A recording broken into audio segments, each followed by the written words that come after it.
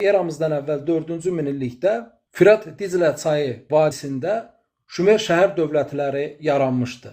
Və tarixçilər Şumerlərin bu əraziyə kənardan gəldiyini qeyd etsə də, onların Qafqazdanmı, Asiyadanmı, Hindistandanmı gəlməsi məsələsində yekdil deyil, fərqli baxışlar var.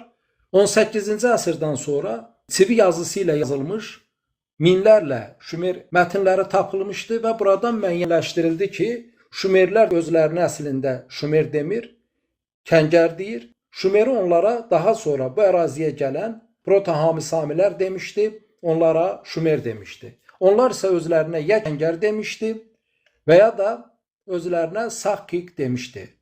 Kəngər sözünü dilçilər, tarixçilər əsasən Şumer dilində ki yer, en rəhbər, ağsaqqal, ki nəcib, saf mənasına gələn söz birləşməsindən olub, demək ki, Kəngər sözünün ağsaqqallar yurdu mənasına gəldiyini qeyd edir. Və digər bir qism dilçi isə Şumerlərin özlərinə Sikak dediyini və bu sözün də Six, baş, Kik sözünün isə qara mənasına gəldiyini və dolayısıyla Şumerlərin özlərinə qarabaşlar dediyini qeyd etmişdir. İndi məsələ bundadır ki, Şumerlər özlərinə Kəngər deyəndə nəyi nəzərdə tutur? Çünki biz etimoloji təhlilə baxdıqda bunu bilməliyik ki, həmin dövrdə, həmin adlarla bağlı birbaşa hər hansısa qeydlər yoxdur. Sadəcə olaraq günümüz tarixçiləri geriyə dönük olaraq həmin mətnlərdəki sözləri oxumağa və onlara izah verməyə çalışır. Lakin bu izahlar heç də üst-üstə düşmür. Fərqli tarixçilər, dilçilər eyni məsələyə fərqli baxır.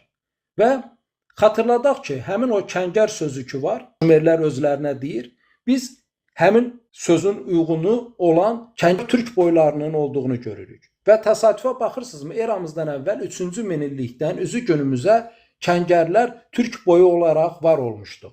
İndi Şumerlərin özünə Kəngər deməsi ilə Kəngər türk boyları arasındakı əlaqəni olub-olmamasını kənara qoyaraq biz Kəngər sözünün, türk boylarında olan Kəngər sözünün etimoloji təhlilinə baxaq.